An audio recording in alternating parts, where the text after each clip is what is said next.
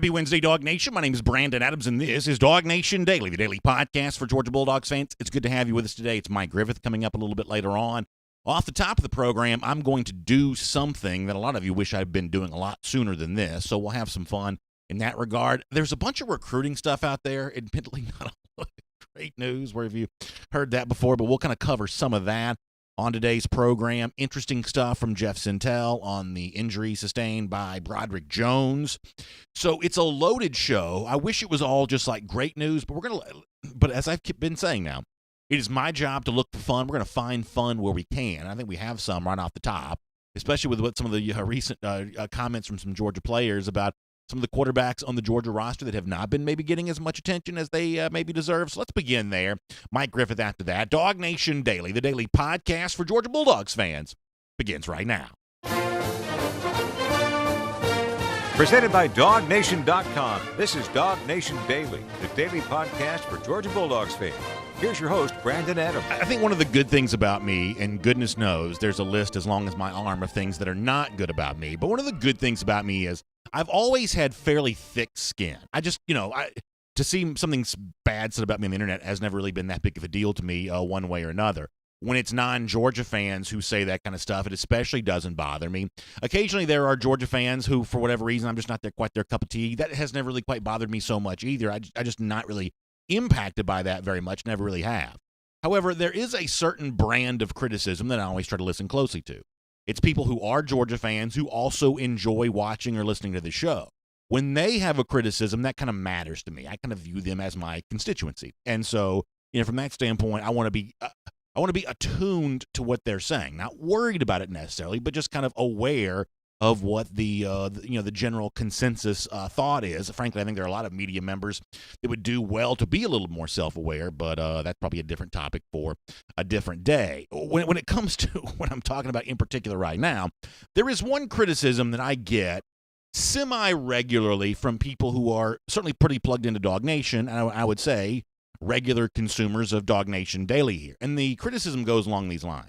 BA, you're not giving enough of a shot to Mathis, Carson Beck in this quarterback competition, because admittedly we talk a ton about Jamie Newman and talked about Newman. And then when JT Daniels arrived, we talked about him. We have talked about Daniels a lot this week, obviously, on the basis that he's been granted immediate eligibility by the NCAA, and we're going to talk more about Daniels on this show. We'll give Mike Griffith a chance to talk about JT Daniels here coming up in just a little bit. We just talk about these two quarterbacks, and the one thing that I have to do, I view it as my responsibility to do, is be really honest with you about my feelings. And my honest feelings are that the Georgia quarterback this season is going to be one of the guys that's played a lot already at the kind of high college level, either JT Daniels or Jamie Newman. My assumption is, at least for most of the season and the snaps that matter the most, I believe it'll be Jamie Newman, who's the Georgia starting quarterback. I'm not going to shy away from my opinion. However, I at least want to give some consideration to those who say,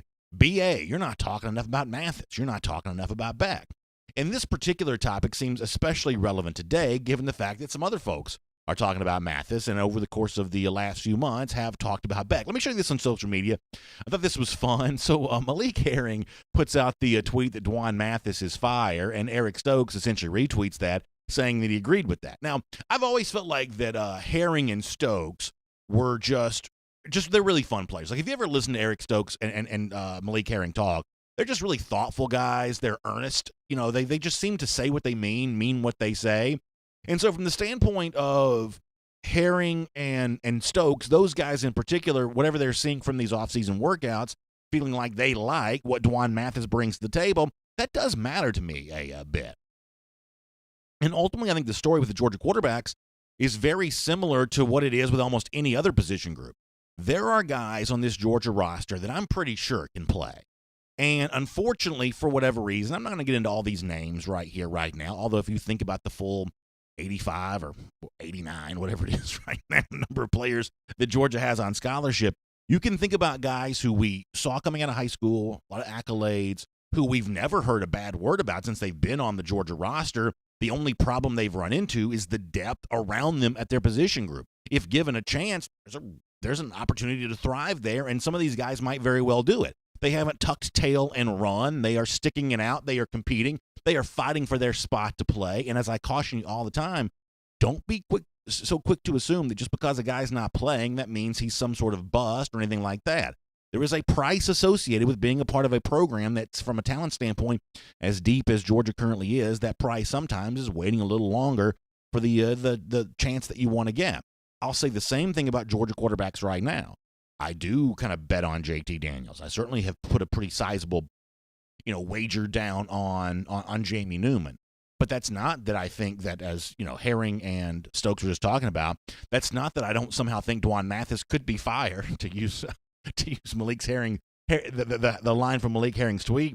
It's not to say that I don't think he could be fired if he gets his chance to play, gets his chance to show what he's all about. One thing for sure, I think this already is true, but I think it should be true even more so in the future. Dwan Mathis ought to be a huge fan favorite at UGA. There's a certain thing about Georgia players that I have always kind of liked beyond just how good they can be on the football field. I like the intangible qualities they bring to the table, and in Mathis's case, he's got certainly plenty of those. The courageous way in which he has fought through a pretty scary health situation. I mean, think about your family being from Michigan. Think about you being down here in Georgia. You find this weird, brain aneurysm. That just those words themselves sound incredibly scary. And Mathis has taken that head on. He's worked his way through that. He's as dedicated to the sport as he's ever been before. And because of that, I think he ought to be a huge fan favorite for Georgia. I think it's going to be a tough, challenging quarterback competition for him to ultimately emerge and win against guys like Jamie Newman or guys like JT Daniels, maybe even in the future a guy like Brock Vandagriff. That's a tough, crowded quarterback competition. I think that Mathis deservedly should be given a shot, though, against any of those guys. And I think when you look at him, there's a lot to like about him, and it's kind of cool to hear some Georgia players talking about that. Conversely, the same thing could be true about Carson Beck there as well. Beck's another one of these guys that kind of gets lost in the shuffle a little bit, maybe Beck even more so than Mathis, because Mathis, even if he was dealing with a health challenge a year ago, at least he was on campus. At least he was watching what was taking place during practice. And by the end of the year, I've been told that he was involved in those practices and really contributing at a pretty good level near the end of the year in those practices. At least he's had that. Carson Beck is obviously fresh out of high school. He's been an early enrollee. He's been on campus for a while, had no spring practice, but also doesn't have that year under his belt the way that Dwan Mathis does. But it's probably important here again to kind of go back to where we were way before coronavirus, way before any of the sort of weirdness of 2020 took place, after Mathis had signed with Georgia as part of the 2020 class as an early enrollee. I think it's probably pretty important to remember, the same way that Georgia players say they're seeing some things right now in Dwan Mathis that they really like.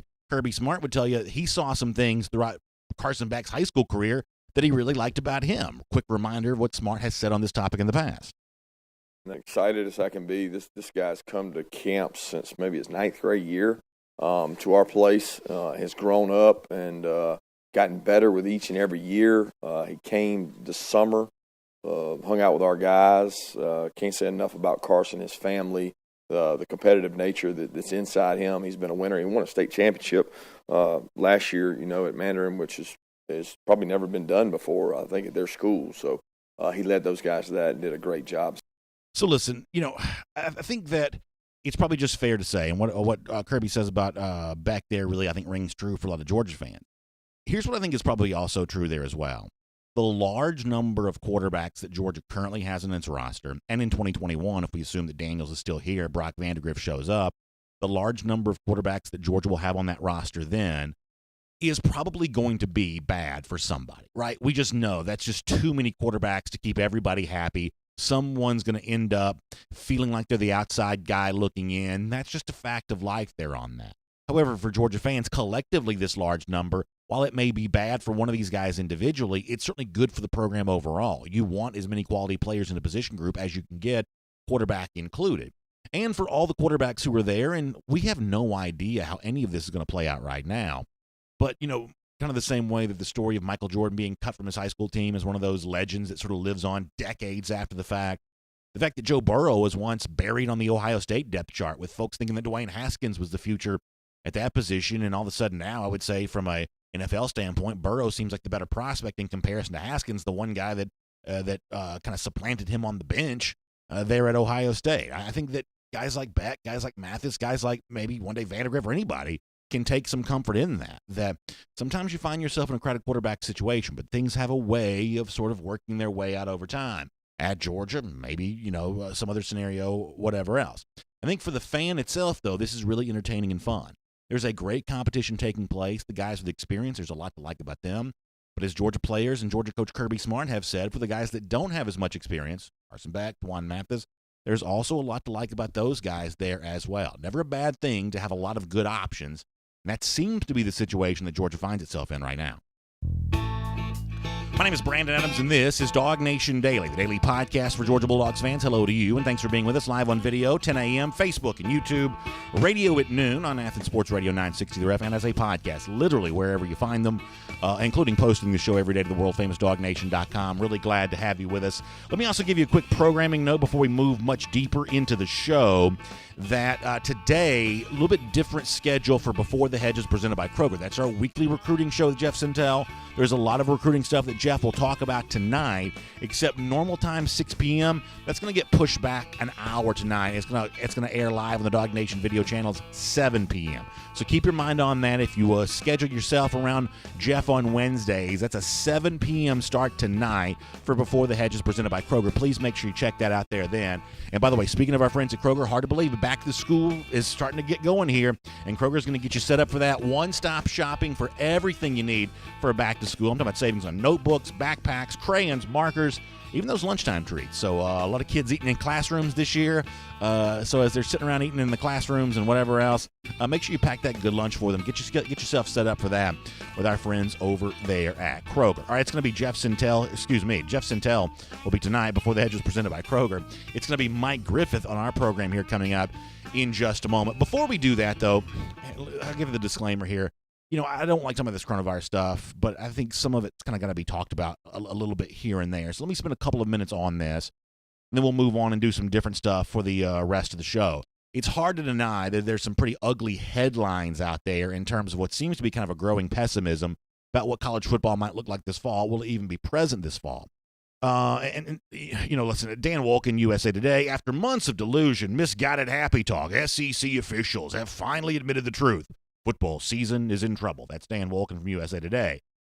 Pete Thamel, Yahoo Sports says, pessimism in college football has spiraled to fatalism. Time to face reality. No one is playing college football in the fall. So I would be lying if I didn't notice what some of you seem to notice, that there are certain guys that seem to take great pleasure in saying things like that. And I'll also be very quick to say it's not the job of a columnist or a writer or really anyone to simply only tell us what we want to hear. That's obviously true. It goes without saying.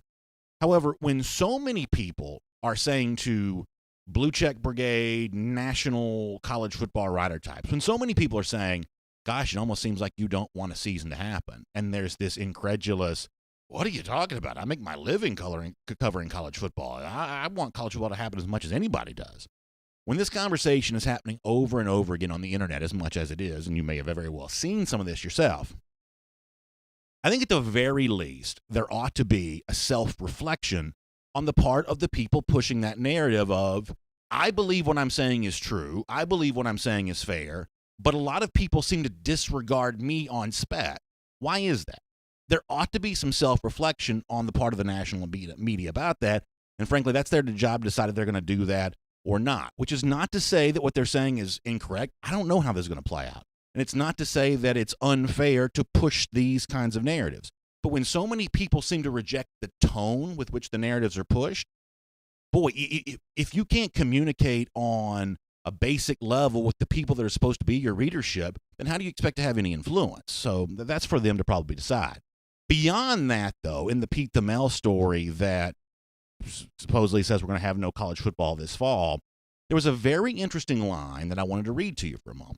And that this, I think, sets up college football for a big-time choice that it's eventually going to make. So this is Pete Thamel, Yahoo Sports, and I'm just going to read. He says, while college football is a multi-billion-dollar industry, higher education is a multi-trillion-dollar industry. Another Power 5 coach summed up his responsibility to the school by saying that the team being able to return to campus and operate gives the university hope that it can pull off a return of students. Here's the quote. Our school is opening, the coach said. They're not closing down. We're preparing and helping our university and the entire psyche in terms of, you can do this. I see it more from not just football, but giving colleges and universities a chance to see if they can wade through this. I think that's very interesting and a very interesting part of this narrative and something we've said over and over again.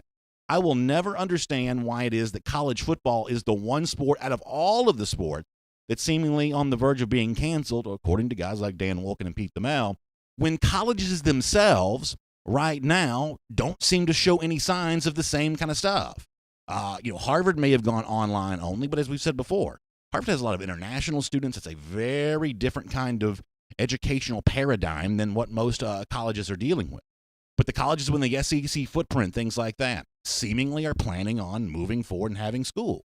If you can have college, why can't you have college football? And I ask that as a good faith question. I saw where Mike Florio, Pro Football Talk, talking about the idea that the NFL, as a way of recouping some money for what it's not going to get from stadium revenue this year, might try to move some of its games to Saturday, sell those on a digital pay-per-view basis as a way of making some money.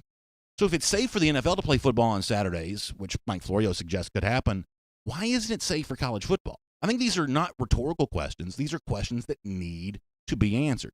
If they're going to be colleges, if there's going to be football at the NFL level, then what makes college football so different there in that regard? It could very well be that someone, Greg Sankey, the SEC commissioner, would be my hope here, but it could be that someone at some point in time has got to step up and say, college football matters, we're having a season, and here's our plan for how we get that done. That at some point in time may be the only way that any of this can be resolved. So it's DawgNation Daily. We'll, I guess, have more on this kind of stuff as it becomes relevant. But for now, for more on what's happening here at UGA, let's talk to Mike Griffin. From Athens and across the SEC or wherever the recruiting trail may lead, here's a DawgNation.com insider. Mike, one of the things that we've been saying on our show a lot over the last few weeks is when we can find some fun, we need to have it, because it is very easy to be just completely overwhelmed by, in some cases, the lack of fun around sports right now. I thought you did a great job on Monday really providing a much-needed dose of fun. I sat down and watch the interaction that former Georgia coach Ray Goff had with his former recruit, obviously current UGA coach Kirby Smart. I said this yesterday on the show that when Kirby's around other coaches, when he's seemingly comfortable within the fraternity, he just is a different guy. He's guffawing, laughing. He did some of this with Will Muschamp on the SEC Network thing they did not too long ago. He's, just doubled over in laughter and talking to Ray Goff. And for those of us that'll never be in those private moments when coaches are together in offices or on the recruiting trail, things like that, that's just as close as we get to seeing the real personality of Kirby Smart. It's a pretty warm and fun one, it would certainly appear to be. So through the magic of video, we brought a little bit of that to folks this week on DawgNation. I wanted to say how much fun it was to be a spectator on all of that. And I'm curious, what was it like to kind of be with Goff and Kirby on video there this week? What to expect when I reached out to Kirby, to see if he'd want to be on the show. I mean, they have contracts and all that, and Kirby's a busy guy. But I want to tell you, he loves his football coach. And, to me, as a beat guy that's done this 30 years, that's the coolest and most refreshing thing. Because we always hear about Kirby talk about relationships with the players, and we've heard Dwan Mathis, his father, talk about how Kirby treats Dwan like a son of his own. But this was the flip side. This was Kirby the player and Ray the coach. And you could see how much admiration that Kirby Smart had for Ray Goff. And he told a story about being on the sidelines when he was 5 or 6 years old and looking up to Ray Goff like he was Bear Bryant, this towering, good-looking figure that had been the SEC Player of the Year and this rising star on Vince Dooley's staff. And you could just sense that admiration was still there. That never went away. And I guess we all kind of look at our fathers like that. And I think we look at our football coaches like that, or maybe other coaches we've had in our life. And I think you were the first one that pointed that out to me, just how warm and relaxed and comfortable. And I'm going to tell you, Kirby made sure that happened. Without Ray knowing it, BA, he sent the operations guy out there to Ray's office to make sure that Ray's computer was working. I don't think Ray would mind us chuckling about it, that he has some Apple iMac from like 2000 or something, and Bryant Gant told me it's going to take about 3 hours and 45 minutes if we upload it to Zoom. So that's what it said. So they just went with the phone. But Kirby made sure of this without Ray knowing that he was going to be a guest. he slipped the operations guy out there who just happened to be making a visit. So it just goes to show you how much Kirby loves his coach, and it's a warm moment, I think, for the whole Georgia family. And why not? Why not wrap our arms around it and appreciate all the men that have played a part in what Georgia football has become? You know, I've been a Georgia fan my whole life, and I've been going to tailgates, and Georgia fans sort of talk about stuff at tailgates, where every fan base does. And one of the things that I've always been kind of one of my hills to die on is, as Kirby kind of touched on with Goff this past week, and I know this kind of predates you, Mike, but if you go back and look at the 1995 season when Robert Edwards, on the road, if he stays healthy, you got a chance to beat Tennessee that year. If Mike Bobo stays healthy, it's a very different kind of offense. A lot of those same players were the ones that Jim Donnan used to great success in 1997 as for instance, Goff was not a perfect coach. He had his issues. He would be the first one to admit some of that kind of stuff. But I think that 1995 season would ultimately end up being Goff's last. I think that could have played out very differently, and I was glad to hear Kirby mention this. Edwards gets hurt. Bobo gets hurt. A lot of injuries that season. You had Hines Ward at quarterback, for instance, by the end of the year. That's one of those seasons for Georgia that I always felt like could have been way different. I'm not telling you Georgia was the best team in the country or anything like that. That's not what I'm saying. I'm just saying that Georgia lost some games it would have had a chance to win if it had all its horses healthy. And I was glad to hear Kirby mention that because, for me, that's a pretty prominent memory from kind of coming of age as a UGA fan. Yeah, I've talked to Ray 4 or 5 times and kind of really got to know him over the last couple months, and not once has he mentioned any of that. Not once. I didn't even know that, to your point. And Kirby, as you said, we didn't even ask Kirby. Kirby brought that up. Kirby said, "Hey, now," and wanted everybody to know it's like this is something that you talked about it with the insiders you visit with.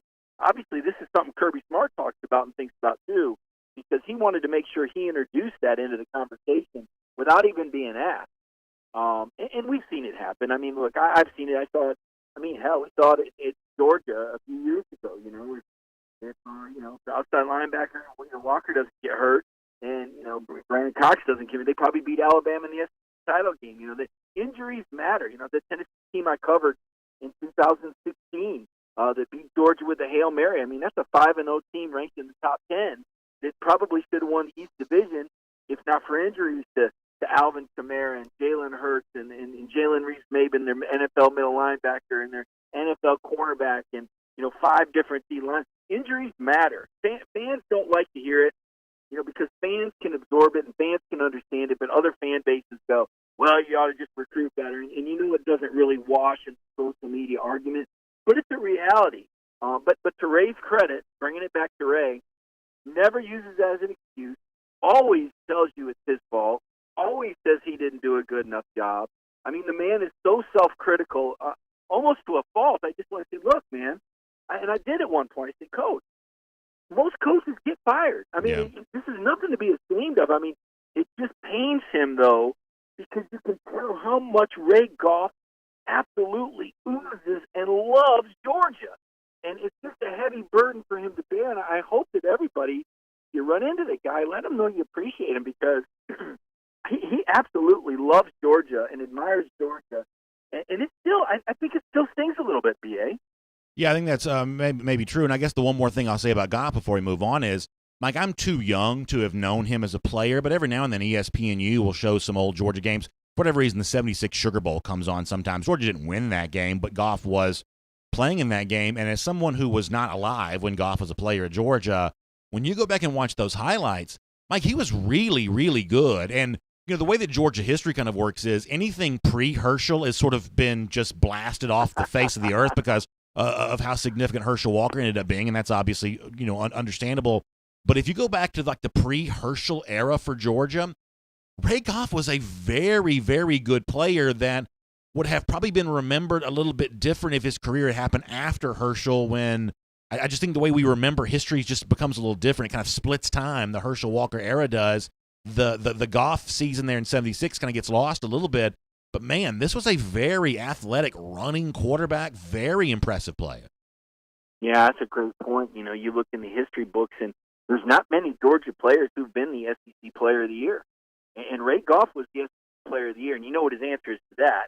Well, the SEC wasn't that good that year. I mean, that's just Ray. He's the most self-deprecating guy ever. In fact, one of my favorite stories out of that, was Ray Goff goes to the Denver Broncos and tries to make the team, and he gets out there and he just kind of says, this isn't really me, because he wasn't a throwing quarterback. He was a running. In fact, they beat Auburn one game without him throwing a pass at Georgia. There wasn't any passes for Georgia, any Georgia quarterback. But they tell him to keep the $1,000 bonus check, and he gets it back.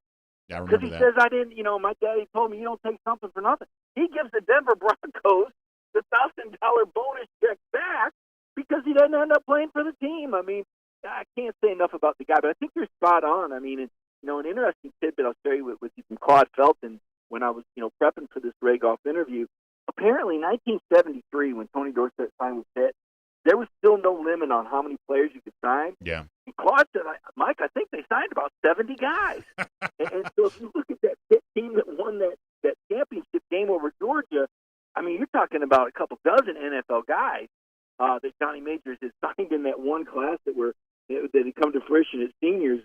But kind of some interesting stuff about how college football used to be for sure, and it was a lot of fun. All right, let me talk about JT Daniels for a moment. He gets the good news from the NCAA this week, granted immediate eligibility.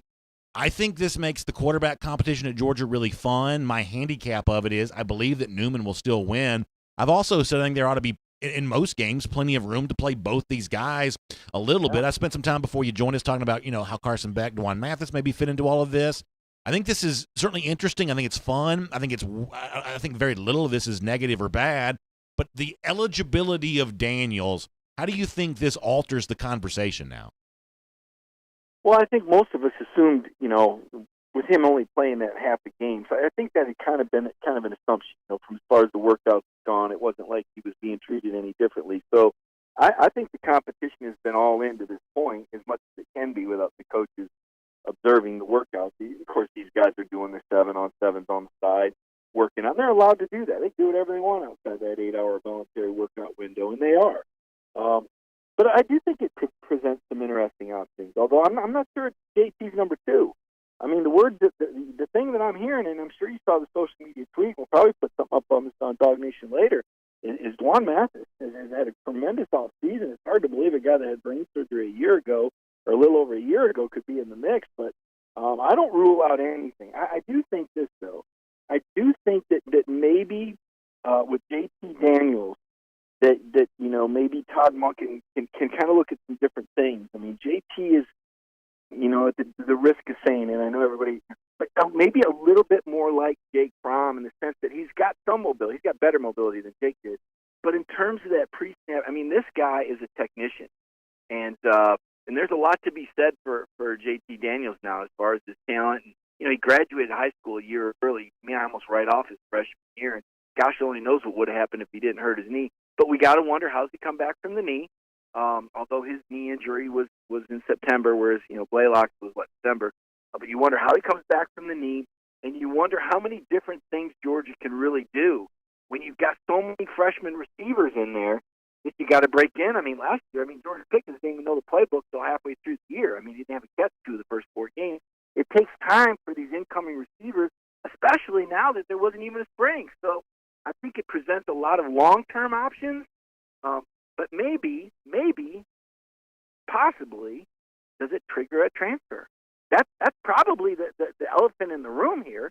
Does this mean that Carson Beck or DeJuan Mathis will transfer? Well, the other thing I would ask about that, too, is, and I would say that anything is certainly on the table. Players want to play. I certainly understand that. But when Georgia chose Fromm over Fields in 2018, that was kind of the conventional choice. Fromm had been the starter the year before that. Georgia made the conventional choice. If you look at what's going on in 2020, though, given the fact that Jamie Newman came here as a graduate transfer, has only got 1 year left to give and has chosen to give it to Georgia, if after the fact Georgia were to bring in Daniels and then start Daniels over Newman, that would not be, in my mind, the conventional choice. Doesn't mean that Georgia would be wrong for making it necessarily. You want the best player to play. But I guess my question, Mike, is how much negative blowback do you think that Georgia would experience on the recruiting trail, where recruiting is just par for the course, if somehow Georgia, I'm going to use a word too strong of a word, but you'll get the point. If Georgia were to squander Newman's graduate transfer season, end up playing someone else, essentially holding Newman hostage for this year, how much negative blowback do you think that Georgia could potentially get if that were to play out that way? Well, you're always going to have the revisionist historians. I mean, Jake Fromm led Georgia to a national title, and he moved the team better in practice. Really had him on the brink of returning to the college football playoff if an outside linebacker doesn't get injured in the fourth quarter and see Jalen Hurts pull out a miracle. But there's a revisionist history now. Oh, well, Justin Fields was not better as a true freshman. Fields was probably better than Jake Fromm as a sophomore, but the guy that just walked in from high school that did not work, Jake, and didn't know the playbook, no, he wasn't better in 2018. That's revisionist history. As far as the blowback, I don't think Kirby Smart worries about that. He ain't got time to worry about that. He's going to play the guy that, to your point, BA, and you nailed it, you play the guy that's best. You play the guy that goes out there and practice and outperforms and gives your offense its best opportunity, whether that's the distributor, the Jake Fromm type, or whether that's the playmaker, the athlete, the Justin Fields type. It just so happened in Georgia's offense in 2017, Jake Fromm proved to be a pretty good point guard. And Kirby felt like he had enough coming back with McCole Hardman and Riley Ridley and DeAndre Swift and Elijah Holyfield that he would go with that point guard that could open up more of the playbook, that had won the trust of the teammates, that knew how to work hard and understood the game plan. Over the talented, incredibly talented, no doubt, more talented Justin Fields. Anybody knew that. But it's not a track meet. It's not a weightlifting competition. It's not a 40-yard dash competition. It's a football game. And you play the guy that moves in the best. And that's what's going to happen this year. If Jamie Newman goes out there and he can't move the team, and he can't complete a third down pass, or he can't execute a pre-snap read, or he can't call the right protections, and JT Daniels can, and Georgia Cruz have enough playmakers that they say, you know what, we'd rather have a less mobile quarterback that can get through three progressions rather than a more mobile quarterback who can't. I mean, bottom line, I think you're absolutely right.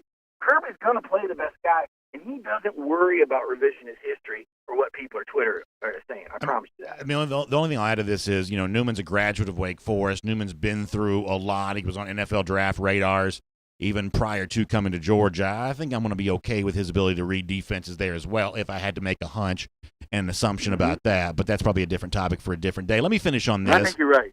Yeah, let me finish on this.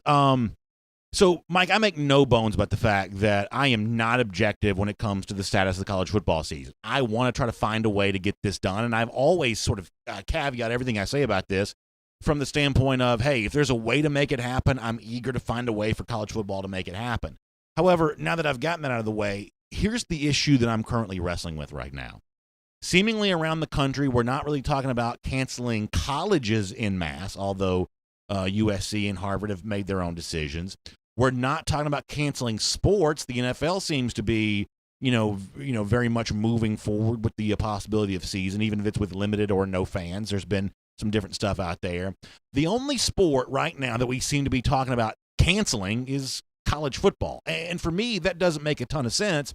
But what it leads to me, Mike, is if we're going to have a college football season this year, it seems like a Greg Sankey or someone who wants to be kind of a caretaker of the sport is going to have to step up and say, hey, we believe in our plan to take care of our coaches and our players. We believe in our plan to move forward with this. We're going to do this because the media, and I use that, word broadly, is never going to give college football permission to have a season. The paradigm of better safe than sorry is always going to be hanging over this like a cloud. And maybe it should, for all I know. I mean, I'm not a epidemiologist or a doctor. I don't pretend to be. I don't come on here and do that kind of stuff. But if college football is going to have a season, and if it's justifiable for college football to have a season, someone's going to have to step up and lead on this. And boy, I'm curious to see if that will be anyone and who it will be. What are your thoughts on that? Yeah, well, I mean, I think there's two ways. There's political correctness and there's common sense here. Because you know what nobody's talking about? The big fear factor, the fear monger, if you will, is, well, what if you press forward with football and a college football player gets COVID-19? That's what everybody's talking about. You know what they're not talking about? What if you don't have football and the college football player gets COVID-19? And let's just look at the percentages and apply some common sense to this. If there is a football season, you're going to have these football players that are around other people that are tested weekly, that are going to have 24/7 medical treatment, and they're going to be pretty much sequestered from the rest of society 85 to 90% of the time, just by the nature of their job as college football players and student athletes. They don't have time to be at the grocery store. They don't have time to be in downtown Athens. Now, so let's ask what's really safer. Would you rather have a guy contact COVID-19 against those odds and in a room of 100 other people who have all been tested? Or would you rather have him have COVID-19 if there's not football season, where he doesn't have those doctors 24/7, where he's mixing with people who haven't been tested, where he's going to the grocery store, where he's going downtown to the restaurant, and where he's going to the local gym because the football building is closed? Where is it really safest for college football players to be? Where would it be safest for us to be, BA or Connor? What if somebody were to say to us, hey, you got a choice here, guys. You can either go work in this room full of 100 people that are all tested, monitored daily. You got Ron Corson, arguably the best trainer in the country, led up the SEC task force. You know, we're going to stay on top of this. We're going to test you every day. We're going to have, all these different, we're going to put you on this special diet. Or would you rather work in a room full of 100 people? It's going to change every day. Just like we don't know who's going to be in there. Some people have been tested. Some people haven't. Some people are higher risk groups. Some people are lower. Which environment would you want? Oh, and by the way, in this room of 100 people that have been tested, this is what you love. This is what you've dedicated your life for. This is what you signed up for. This is what's been promised to you. And over here, somebody else has decided that, no, not really. You really don't get a chance to pursue your passion. We're going to put you in this other room and make you go to the grocery store every day, pick up that gallon of milk that just got sneezed on, as opposed to working in this football facility where everything gets scrubbed down between every workout 3 hours apart. To me, that's what nobody's talking about. It's not about what happens to college football players if 1 or 3 or 5 people get COVID-19 and suffer consequences, which, by the way, nobody has this first month. It's instead of, nobody's talking about what happens to the college athlete who gets COVID-19 that's not playing sports. Because as Jim Harbaugh said, there's going to be COVID-19 whether there's football season or not. And we know that because there's already been COVID-19. And football didn't cause it then, and it ain't going to cause it moving forward. All right, Mike, we'll look forward to reading a bunch from you at DawgNation.com and catching it with you back here again on our program very soon. This may be a little the last time you and I talk for a while, though, because I am going to be on vacation next week. But no doubt you'll be all over everything in between now and then. It has been well earned. Yeah, you enjoy yourself, man. Thank you, sir. I appreciate that. Let's take a look around the rest of the league. This is SEC Through. The one thing that makes me a little bit different from Mike is you just heard that there, openly arguing for why there should be a season, and Mike's very passionate about that. As I said before, I'm not going to do a bunch of open arguments for this is why it should happen, this is why it should take place, because I said before, I'm not objective on this. I mean, if there were 93,000 people at the stadium on Saturday, I'd go. If the press box had 1,000 people in it, or however many people there would be there, I would go. I'd be there. And I'm not telling you that's smart. I'm just telling you that's my personal choice. That's the choice that I would make. But I'm also not objective on this. That's how badly I want college football to take place. So because of that, I'm not going to do a ton of arguing for, this is why it's safe to have a season. This is why it should take place. This is why it should go down, because frankly, I've got too much respect for you to kind of create arguments on the basis of something for me, which is not really an objective opinion to begin with. I have a lot of vested interests as to why there would be a season, so I'm not going to push that too hard. But while I acknowledge that on the one hand, on the other hand, I think it's more than fair to challenge the arguments of the people who list all the reasons in which we can't have a season. I do think that's more than fair to do that. I don't think you suffer from a lack of objectivity if you point out some of the ways in which the things that are said about college football's eventual return very different than the other sports and very different than colleges themselves. I think it's fair game to point out what might not quite be a consistent line of thought on some of that kind of stuff. And by the way, John Stinchcomb, who I have great respect for. John is a very thoughtful, part of the UGA community. He's kind of higher up in all that kind of stuff, as many of you are very well. On the athletic board, things like that. He said yesterday that one of the things that makes all this different is the fact that these are not paid players. I get all of that. I do. However, I think that is only a reason if you choose to make it a reason. That's only a disqualifier in terms of college football taking place if you choose to treat it that way. There's potentially another narrative that can be established other than that one. I mean, I think about recent tweet from Alontae Taylor, the Tennessee defensive back. Recent tweet from Jermaine Johnson, the UGA linebacker. I think about some recent tweets where guys have expressed their eagerness to have a season, their eagerness to play. I think we're quick to assume sometimes that college football players are not happy with their amateur agreement. I think we're quick to assume that somehow they feel like they're getting a raw deal. You may have some activist forces within the sport that say that, But I think for the most part, I mean, the numbers actually bear this out. Anonymous surveys that have been done. College football players are pretty happy with the deal they currently have with the sport. And I think that sometimes that gets misconstrued when media members choose to be aggrieved on their behalf. But I guess I'm probably going down a road I don't really want to go down. So let me just transition and say SEC through time here for a moment. Let me also mention this. One of the most important issues related to the coronavirus is actually not college football, although we talk about that a lot. It's actually related to what that does for our school systems around the Atlanta area here. Tonight from 5 to 6:30 p.m. on the AJC Facebook and YouTube pages, there's going to be a forum addressing what classroom education will look like this year amidst what's going on with the coronavirus. A lot of Metro Atlanta school superintendents going to be a part of this, other district leaders there as well. It's going to be a really fun thing to be a part of from 5 to 6, I don't want to say fun necessarily, but informative. That's probably the better word to use. From 5 to 6:30 p.m. as a part of the AJC's continuing coverage of how the coronavirus impacts the Metro Atlanta area. Just another way in which you're getting your Atlanta news now from the AJC on both the AJC Facebook and YouTube pages coming up. You can check that out here today. Let me move on to SEC through stuff here for a moment.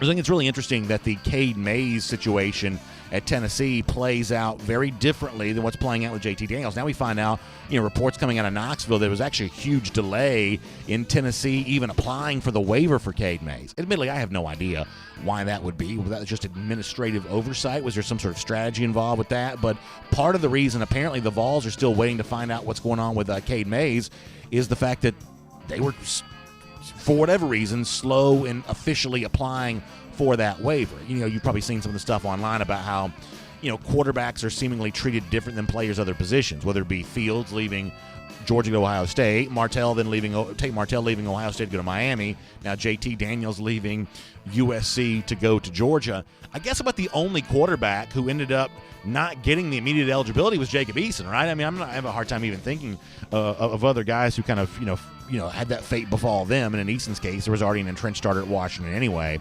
So Cade May still waiting here for right now.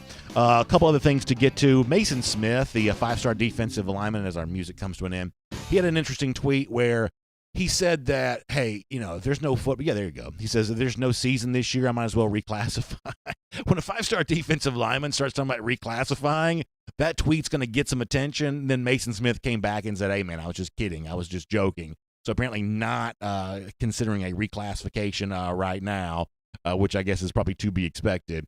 But certainly Mason Smith got a lot of attention for that tweet. Speaking of other recruits getting some attention, we're heading towards a weekend decision for four-star offensive lineman Terrence Ferguson. The internet not feeling great about this from a Georgia perspective. The online chatter has got some UGA fans a little anxious about Ferguson here for a moment. But obviously Georgia trying to stay involved with a number of elite 2021 offensive line prospects. I already got some pretty good hay in the barn on that. Ferguson's a name we've talked about here for a while. From a part of the state that you typically expect Georgia to do well, we'll see how that plays out this weekend. But there's some online chatter for Georgia fans being braced to be let down easy on that. For those of you that want to feel better about that situation, maybe by talking about maybe Florida not getting someone, there's also some Florida message board chatter that they're not in great shape for Leonard Taylor right now. Five-star defensive lineman who recently came out with the top two of the Gators and Miami and has now been on social media calling for an edit. I guess people seem to think that this means that Taylor may be leaning the direction of Miami. So another elite prospect in the Sunshine State that seemingly Florida is going to, at least on the basis of what the chatter is right now, message board and whatnot, Florida fans not feeling great about Taylor at the moment. So that's probably one worth watching. And we'll make that your SEC through. And I want to turn our attention to a story that Jeff Sintel wrote yesterday at DawgNation.com. We'll talk to Jeff more about this on Friday, but an update on Broderick Jones' situation. So Jeff does acknowledge that it was a leg injury, and Jeff saying it was a bike accident of some sort. And I guess there's some debate about, was this the kind of ATV-style motorbike stuff that people have seen Jones riding on social media? Was this one of those, just a little bit more benign scooter, something like that? And in the story, there's a little bit of, I don't want to say internal debate, but some possibilities for kind of how this may have played out for Broderick Jones on that front. I guess the good news is, and this is what probably matters more than anything else, reading from Jeff Sintel, that Jones is not expected to miss significant practice time. If there indeed is a 2020 season, he should be ready to practice and potentially earn playing time during fall camp. So it sounds like whatever injury that Jones sustained during all of this is, according to Jeff's reporting at DawgNation.com, going to kind of a short-term deal here, and not the kind of thing that's necessarily going to impact him, greatly moving forward, which is obviously really important. I mean, Jones is about as good-looking a prospect as you're ever going to see, and obviously it's really terrible news when a guy like that has any kind of injury ahead of what could be a pivotal season for him, the kind of season in which, I guess if I had to predict, I would say that fully healthy, Broderick Jones eventually becomes a starter at some point in time for Georgia during the 2020 season. That would be my safest and most likely prediction if I'm just looking at possible outcomes for Georgia this season. How does the injury change all that? Well, Jeff's reporting says maybe it doesn't quite change it so much, and so maybe we'll take that as a degree of good news. We'll let Jeff tell us more about that when he joins us on Friday, and I'm sure he'll expound upon this more on Before the Hedges, presented by Kroger, later on tonight, 7 p.m., by the way, for that on the DawgNation video channels. Let me, though, just re-rack the opinion that I gave about this on Monday when we talked about this for the very first time. Whether it was like a motorbike accident or whatever else, that's not the kind of thing I'm really scandalized by. And I just told you, I got Broderick Jones penciled in as a freshman starter at likely right tackle for Georgia this season. The fact that he, dealt with this injury because of something that might have been, I guess, avoided, it doesn't change the fact that I'm not necessarily looking to wrap these players in bubble wrap. I'm really not. And I don't want Jones to get hurt. I didn't want, Sonny Michel had the ATV accident going back to 2016. Didn't want that to be a factor for him. Jake Fromm had a couple of outdoor incidents prior to the start of the 2018 season. I don't want those things to be true. But at the same time, I'm not looking to have these guys be kind of locked in their room all the time. And I say this as someone who I got an 8-year-old boy, I got a 5-year-old girl. They're going to be getting older. They're going to be doing some things there as well. Semi-controversial statement, but I'll say it anyway. For my own children, I'd rather them be outdoors enthusiasts, even though, I've never been an ATV type guy myself. I'd rather you be an ATV guy than a Fortnite guy, I guess. I'd rather you be, a fisher and a water skier, things like that, as opposed to a Red Dead Redemption guy. I'd want you to be outdoors. I want you to be doing things. I feel the same way about Georgia players on that regard there as well. I'd rather you be outside living your life, even if that comes with a little bit of, potential danger, as opposed to feeling like you have to be locked inside and you can't live your life. I would never ask a Georgia player to feel that way. So ultimately, I guess I'm not quite sure exactly what went down with Broderick Jones, what led to his injury. But, from my standpoint, live your life, have a good time, get healthy, come back, and be ready to compete with the Dogs here this fall. Speaking of elite offensive linemen, also we've got some potential news from Amarius Mims, the 5-star target that's very much on Georgia's radar here. We know that he's got an August commitment date coming, and he's also got top schools coming. This is today. The tweet on video that says top schools coming tomorrow was tweeted yesterday. That means the top schools actually coming today for Amarius Mims on that front. So we'll see. Obviously the expectation is that UGA will be included there, and we'll see which other schools kind of show up on that list for Amarius Mims. So we'll continue to follow that, and obviously we'll see how things go with Terrence Ferguson heading towards the weekend. More with that on Jeff's Intel tonight Before the Hedges, presented by Kroger, then with us here on DawgNation Daily coming up on Friday. By the way, as we get ready to wrap up, say goodbye to you today, don't forget Gator Hater Updater, 1,355 days. 1355 in the Gator Hater Updater. We'll see you tomorrow back here again on DawgNation Daily. And on video. Time now for our R.S. Andrews cool down. Hopefully things were better on Facebook today. Boy, I sure do hope so. Let me start over there to see if Facebook is rocking and rolling as it should be.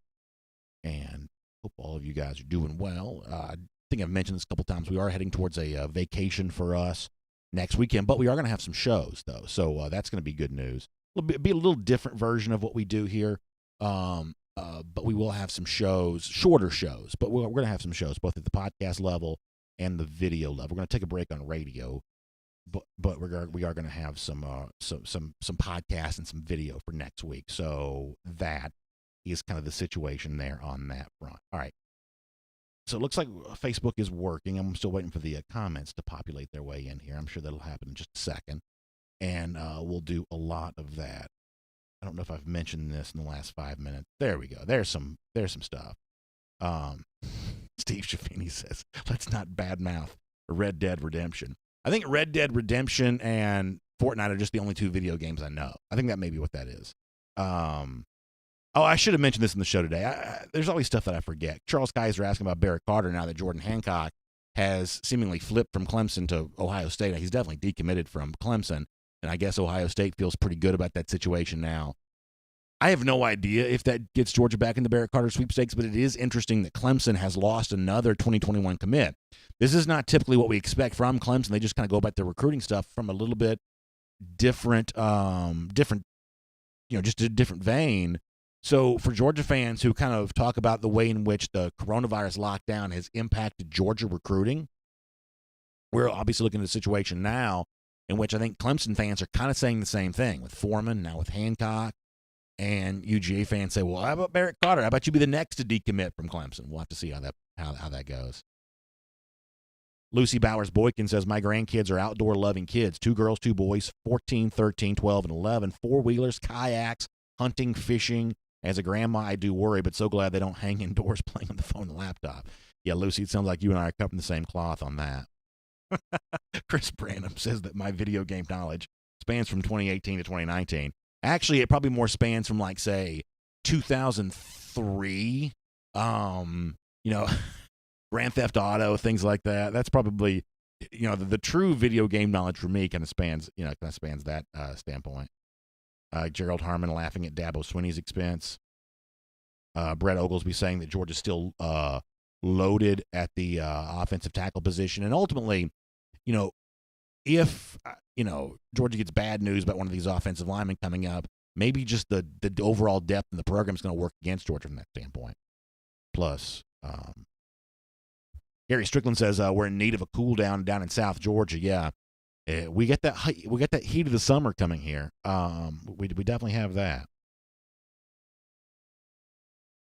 Let me get this comment from up here. Frank Crowder talking about some of the coronavirus numbers. Yeah, that's all pretty tricky right now. Clay Dyke says, if no season, how will that impact DawgNation Daily? Well, what we have planned is for about 2 weeks after the season, if it is canceled, for about 2 weeks on the show, I'm going to sit here at this desk. I'm going to openly weep, and that's really all it's going to be.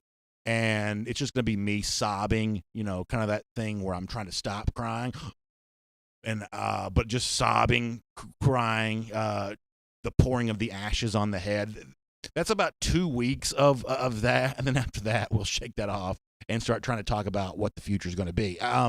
Actually, it's funny that you bring that up, because I have had to try to think about this from a mindset standpoint.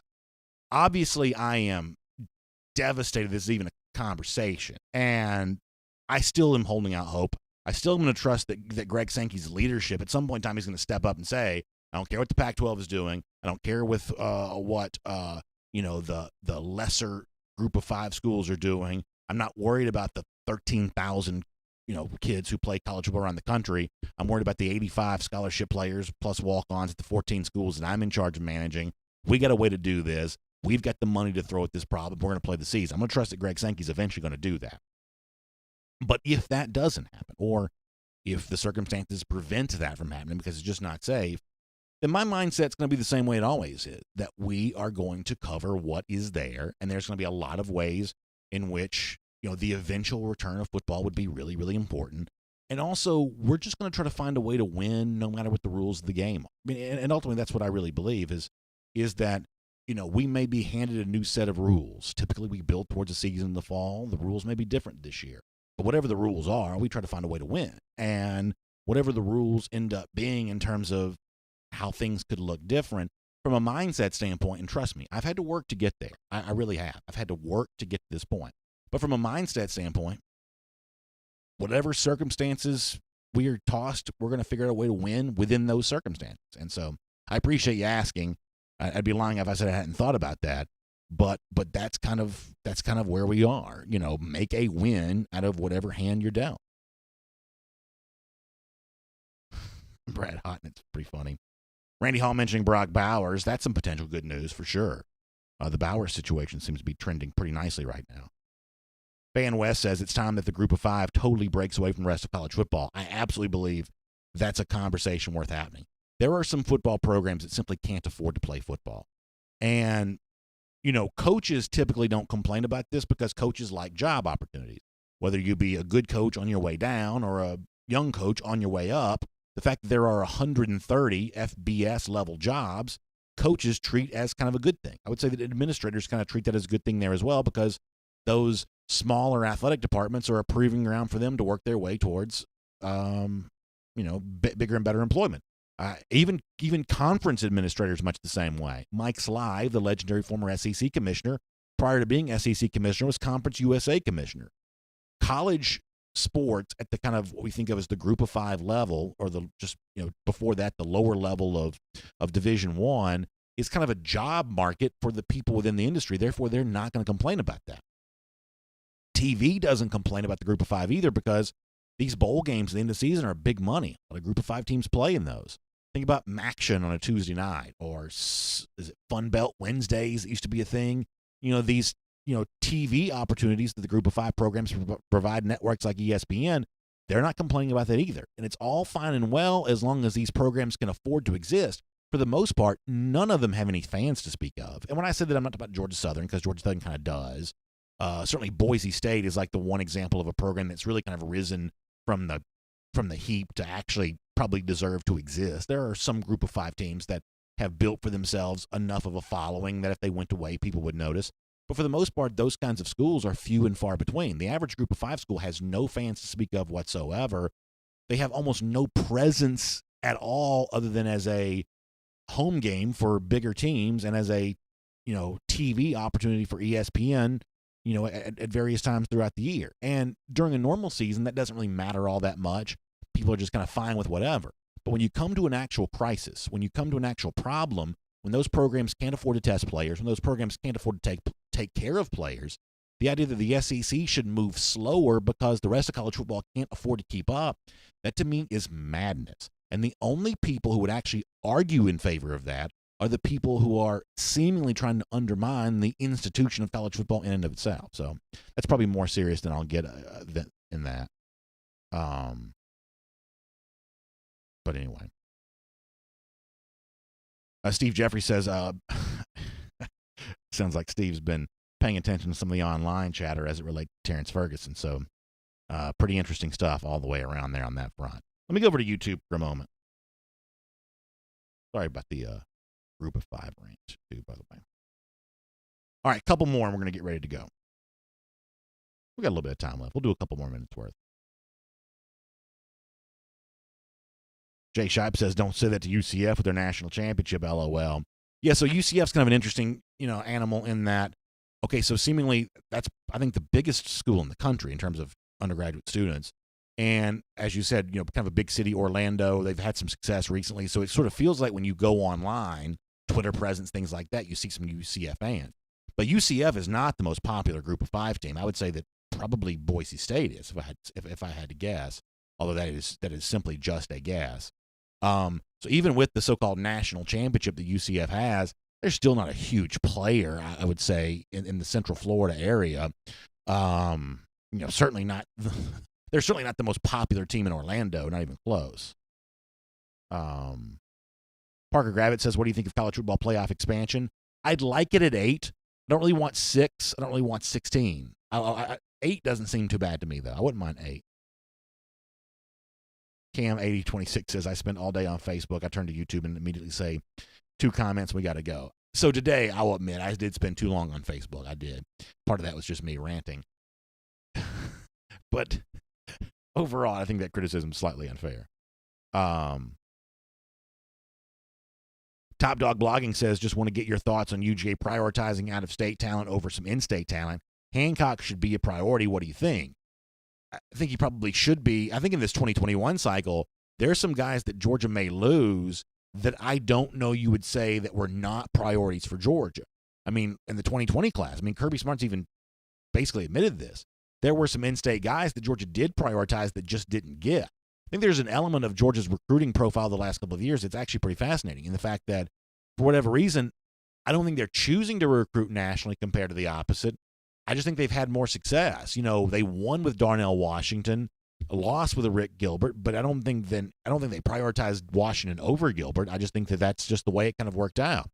There are some in-state guys right now that we thought that Georgia was very likely to get on the basis of the way it seemed like Georgia was recruiting them. And you know who some of these names are, and all of a sudden now it seems like that may not quite happen. So, I think it's going to be very fascinating to watch if this does fall into place and be like that sort of top 3 level class once again, because you probably can't be number 1 every single year.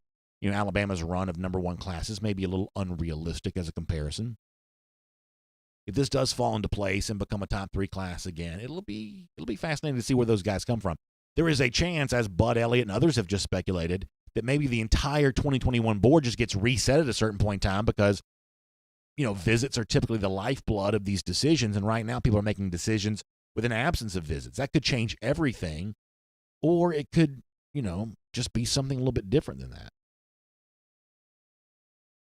Frank Patterson says, that's pretty funny. Shane Wilkerson says, one thing about it, Todd Monken can't say the cupboard is bare. He's got the guys to work with now and get it right. I think that Shane's probably right about that. I'm always of the belief that, hey, you got to blame the coaches more than the players. The coaches are the guys getting paid. When you look at what Jamie Newman's shown you on film, he's clearly got the natural resources a quarterback needs to succeed. I would say the same thing about JT Daniels really probably as well, and maybe some other quarterbacks in the Georgia roster too. Across the position groups is also probably pretty true as well. If it doesn't work out this year, you can't say, well, I guess these players just didn't want to get better. They didn't want to get it done. It's the coach's job, I believe, just fundamentally speaking. It's the coach's job to get that out of them. I believe that to be true. Frank Patterson says, instead of canceling the season, what if they just backed up the start a few months? I believe that's an option they would consider. How about this? What if instead of Paul Feinbaum going on TV every day and bringing on guests, talking about how we're going to cancel the college football season, what if this fall we had the college football season and canceled Feinbaum? Wouldn't that be an interesting plot twist, an interesting turn of event? But yeah, I think the idea of delaying is something that would be considered. I think so. I think you got to be careful how long you delay, but it's the kind of thing that'd be considered. G. Grace, Bama Boy, talking about the idea that Clemson's had a couple of decommits this year, something they don't typically have. These are high-profile guys. Hancock going to Ohio State, for instance, which is, I guess, what the assumption is on the part of some folks. Foreman opening up his recruitment. Possibility maybe for more. It's a different kind of year, y'all. It just is. Mark Abe says they will push the season to spring before they totally cancel it. So I'm going to give Connor Riley some credit on this because he brought this up the other day. I think it's kind of interesting. So you have people who want college football to not be played this fall who seem to think the spring is an option. Connor said he speculated, and this is, I think, an interesting point, that the people who want college football in the fall kind of don't really believe the spring is an option. And that's certainly true for me. The way the SEC is currently constituted, spring football is not an option here for this. And there's a comment from Lincoln Riley over the last 24 hours that got a lot of attention. Riley's optimistic that the season can take place. If that's what counts as optimism right now, what Riley said, then we may be more far gone than I realized. He's talking about the possibility of a reduced schedule. He's talking about the possibility of playing in the spring. The programs that want to play in the spring are the programs that don't have a lot of junior NFL-level players. The SEC is not going to be arguing for a spring football season. Now, if it's spring or bust, then who knows? But the idea of playing in the spring is not some sort of great elixir on all of this. That's not the compromise that's going to solve this problem. I don't believe that to be true at all. Now, as the commenter said, what if that's the only option? Well, if that's the only option, then whatever. But ultimately, for programs like the SEC and the SEC, for the programs that have the most top flight talent, guys that would not be playing in a spring season because they're on their way to the NFL, they are not going to be in favor of a spring season, nor do I think they should be. And the NFL is not going to cooperate either. They're not moving the draft back. They're not doing anything like that. They're not going to help at all. In fact, if college football is willing to cede some of its market share, the NFL will gladly encroach upon that, and they will never take it back. They will never take it. They will never give it back. And that, I believe, is probably true. A couple other things we're getting ready to go. Jake Shipes also mentioned that it would be cold up north. Now, that's the one part of this I wouldn't mind. I think more cold weather college football games would kind of be fun. You get a couple of those in November. I always love NFL playoff games because that's later in the year and you seemingly get even more cold weather stuff in cold weather cities. I wouldn't mind seeing college football played in a cold weather situation, but not at the expense of seeing it played during the fall. Keith Folds brings up an interesting point. He says, hey, all this would be a great time for some big changes. SEC goes to 9 conference games. Expand the playoffs to 8. He says Georgia, Florida, home and home. Listen, around here, it's like the Twitter meme. In this house, we're fans of the cocktail party. So I'm not with you on the cancellation of the cocktail party, but I do think that the overall point you're making is a true one. In fact, for some of the same people who are arguing to cancel college football right now, if they succeed in getting that done, the next argument they are immediately going to pivot to is, before college football comes back, here are the changes the sport needs to make.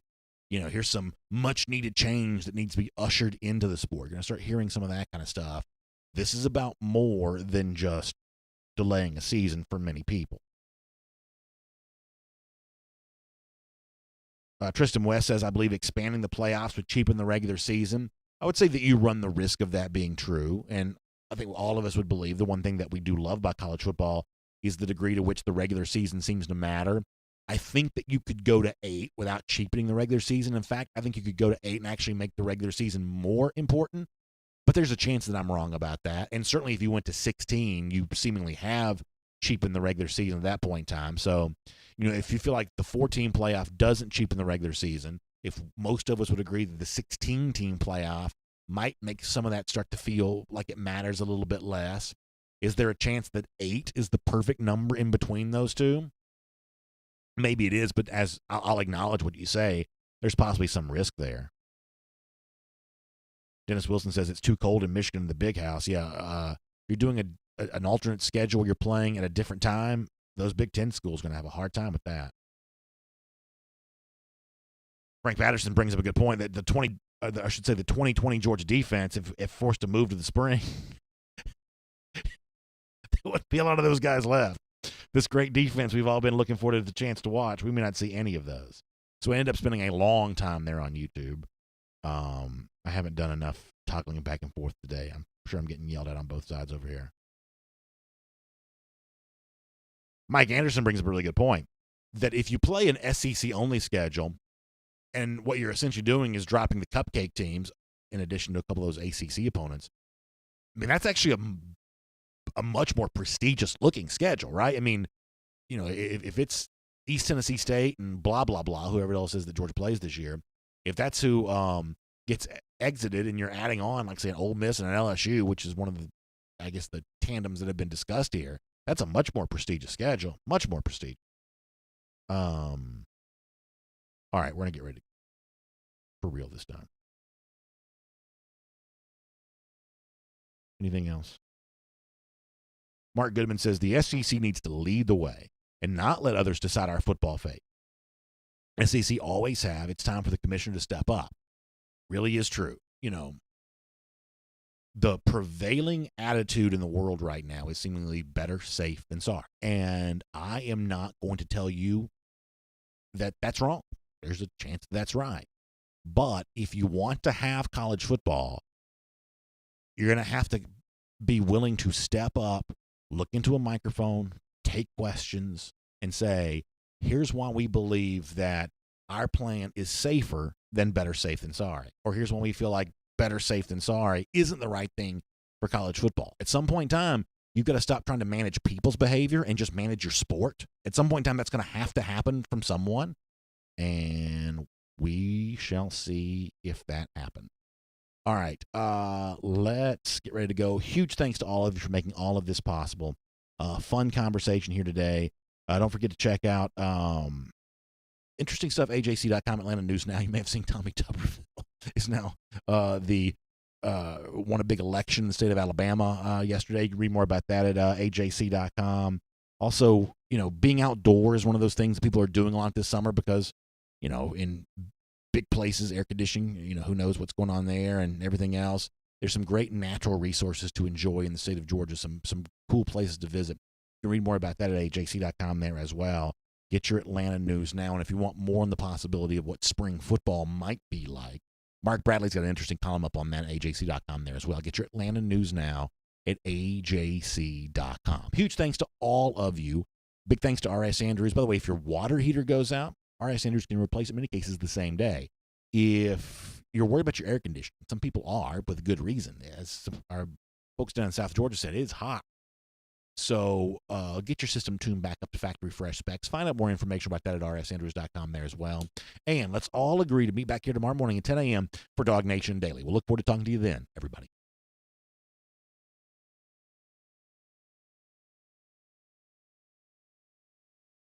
For more DawgNation videos, check out youtube.com/DawgNation.